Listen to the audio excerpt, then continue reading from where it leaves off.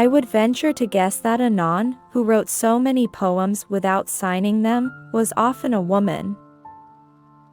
Lock up your libraries if you like, but there is no gate, no lock, no bolt that you can set upon the freedom of my mind. Books are the mirrors of the soul. Why are women so much more interesting to men than men are to women? One cannot think well, love well, sleep well, if one has not dined well. If you do not tell the truth about yourself, you cannot tell it about other people. Writing is like sex. First you do it for love, then you do it for your friends, and then you do it for money. As a woman, I have no country. As a woman, I want no country. As a woman, my country is the whole world. When you consider things like the stars, our affairs don't seem to matter very much, do they? As long as she thinks of a man, nobody objects to a woman thinking. The eyes of others are prisons, their thoughts are cages. No need to hurry. No need to sparkle. No need to be anybody but oneself. Growing up is losing some illusions in order to acquire others. There was a star riding through clouds one night, and I said to the star, "Consume me." Nothing thicker than a knife's blade separates happiness from melancholy. Anon, who wrote so many poems without signing them, was often a woman. A woman must have money and a room of her own if she is to write fiction. Love, the poet said, is woman's whole existence. Orlando naturally loved solitary places, vast views, and to feel himself forever and ever and ever alone. I thought how unpleasant it is to be locked out, and I thought how it is worse, perhaps, to be locked in. The truth is, I often like women. I like their unconventionality. I like their completeness. I like their anonymity. Melancholy were the sounds on a winter's night. I am made and remade continually. Different people draw different words from me.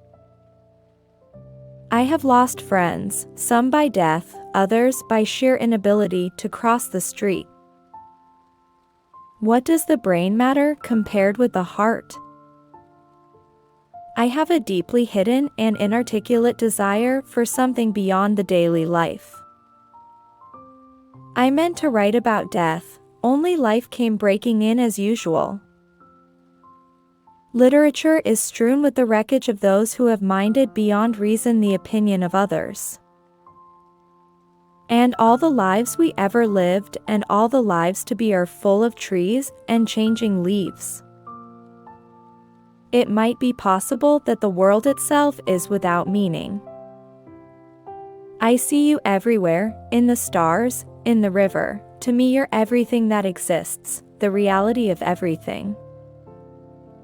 When I cannot see words curling like rings of smoke round me, I am in darkness, I am nothing. Mrs. Dalloway is always giving parties to cover the silence. I don't believe in aging. I believe in forever altering one's aspect to the sun. Blame it or praise it, there is no denying the wild horse in us. He smiled the most exquisite smile, veiled by memory, tinged by dreams. Anything may happen when womanhood has ceased to be a protected occupation. I'm sick to death of this particular self. I want another. I am in the mood to dissolve in the sky. Each has his past shut in him like the leaves of a book known to him by heart, and his friends can only read the title. Just in case you ever foolishly forget, I'm never not thinking of you. It is 1,000 pities never to say what one feels. Fiction is like a spider's web, attached ever so lightly perhaps, but still attached to life at all four corners. How many times have people used a pen or paintbrush because they couldn't pull the trigger? Mrs. Dalloway said she would buy the flowers herself. They went in and out of each other's minds without any effort. The beauty of the world has two edges, one of laughter, one of anguish, cutting the heart asunder. Really, I don't like human nature unless all candied over with art. Arrange whatever pieces come your way. I feel 1,000 capacities spring up in me. I am arch, gay, languid, melancholy by turns. I am rooted, but I flow. It is far harder to kill a phantom than a reality. It is in our idleness, in our dreams, that the submerged truth sometimes makes its way to the surface. Friendships, even the best of them, are frail things. One drifts apart. And the poem, I think, is only your voice speaking. I really don't advise a woman who wants to have things her own way to get married. Often on a wet day I begin counting up what I've read and what I haven't read. Was not writing poetry a secret transaction, a voice answering a voice? Beauty was not everything. Beauty had this penalty: it came too readily, came too completely. It stilled life, froze it. I was always going to the bookcase for another sip of the divine specific.